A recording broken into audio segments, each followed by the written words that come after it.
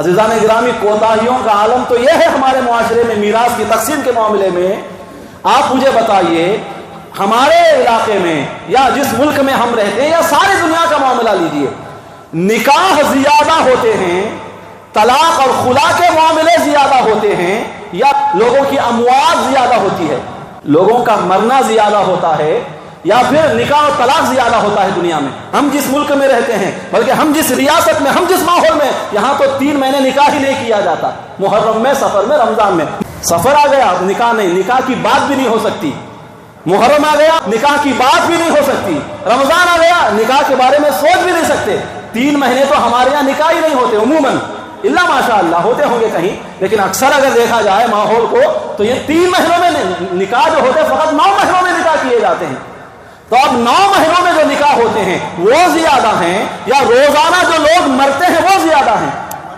مرنے والوں کی تعداد زیادہ ہے، مرد بھی مر رہے ہیں، عورتیں بھی مر رہی ہیں، بچے بھی مر رہے ہیں، بوڑھے بھی مر رہے ہیں، جوان بھی مر رہے ہیں، بالغ بھی مر رہے ہیں، نابالغ بھی مر رہے ہیں۔ مرنے والوں کی شرح زیادہ ہے، مرنے والوں کی تعداد زیادہ ہے نکاح کرنے والوں کے مقابلے میں، طلاق واقع جن کے درمیان ہوتی ہے ان کے مقابلے میں، خلا جہاں ہوتا ہے ان کے مقابلے میں۔ یہ حقیقت ہے۔ اچھا، اب آپ یہاں سے اٹھیں، جائیں 2 دن جو ہمارے شہر کے یا ہماری ریاست میں جتنے بھی دارالافتاء ہیں، جہاں مفتیان اعظام بیٹھ کر فیصلے کرتے ہیں، فتوے صادر فرماتے ہیں، اہل سنت ہی کا ہونا ضروری نہیں، کسی بھی مسلک کا دارالافتاء ہو، یہاں سے اٹھیں، شہر کے اور ریاست کے سارے دارالافتاء کا آپ دورہ کریں، معائنہ کریں، اور جا کر وہاں کے جو ذمہ دار مفتی صاحبان ہیں ان سے جا کر پوچھیں کہ آپ کی عدالت میں، آپ کے پاس، آپ کے دارالافتاء میں کیس کس کے زیادہ ہیں، کس مسئلے کے تحت لوگ زیادہ آپ سے رجوع کرتے ہیں،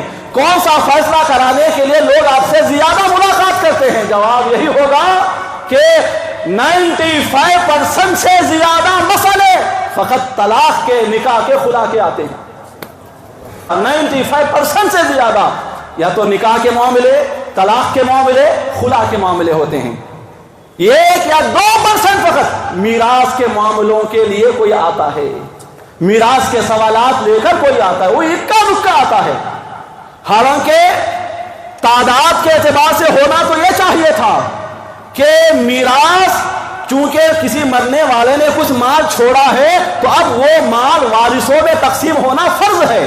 جب فرض ہے اس کے مسائل کو سیکھنا جاننا بھی فرض ہے، تو اس اعتبار سے ہونا تو یہ چاہیے تھا کہ میراث کے مسائل کو پوچھنے کے لیے شب و روز 24 گھنٹے ہمارے دارالافتاء کے باہر لوگوں کی لائنیں لگی ہوتی، 24 گھنٹے یہ لائنیں لگی ہوتی، لیکن نہیں، 5% سے کم معاملے ہمارے دارالافتاء میں آج میراث کے حوالے سے ہیں۔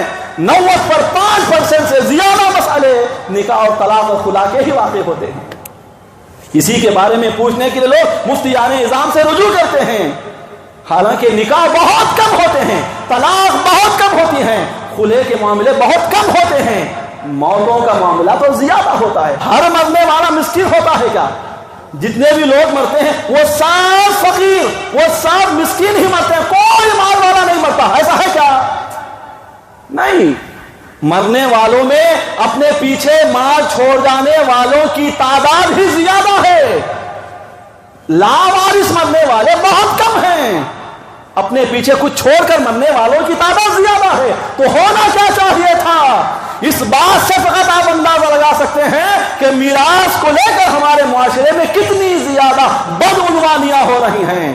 ہم نے خود اپنے آپ کو مفتی سمجھ لیا، خود ہم کیا کرتے ہیں، ہم خود بیٹھ جاتے ہیں، تو یہ رکھ لے، میں یہ رکھ لیتا ہوں، تو اسے یہ دے دیا جائے گا، یہ فیصلے ہم خود کر لیتے ہیں جو فقط حرام ہوتے ہیں، اس میں کوئی معاملہ حلال پر مشتمل نہیں ہوتا۔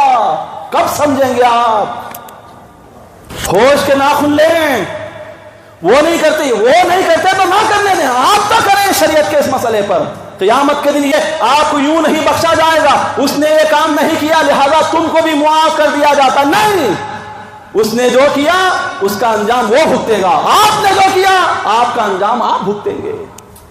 بھائی دوسروں کا چھوڑیے، آپ کے خاندان میں، آپ کے گھر میں بھی کئی لوگ مر گئے نا، اب تک باپ کا انتقال ہو گیا، نانا کا، دادا کا، ماموں کا، بھائیوں کا، بہنوں کا، کسی کی بیوی کا انتقال ہو گیا، کئی لوگ تو آپ کے گھر میں انتقال ہوئے ہیں، کیا کبھی آپ نے میراث کے مسئلے کی جانکاری حاصل کرنے کے لیے کسی مفتی صاحب کا دروازہ کھٹکھٹایا ہے؟ خود آپ کے بارے میں آپ بتائیے مجھے، لوگوں کا چھوڑیے کہ آپ نے فقط میراث کا ایک مسئلہ بھی، کتنے لوگوں کو آپ نے قبر میں اتار دیا ہے، منہ پر ان کے کفن بھی ڈال دیا، مٹی بھی ڈال کر آ گئے، ان کا مال استعمال کر رہے ہیں آپ، ان کی چھوڑی ہوئی جائیداد کے مزے لوٹ رہے ہیں آپ، لیکن کیا کبھی آپ نے یہ جاننے کی کوشش بھی کی کہ میں جو مال استعمال کر رہا ہوں یہ میرے لیے حلال ہے یا حرام ہے؟ یہ کبھی جاننے کی آپ نے کوشش کی نہیں۔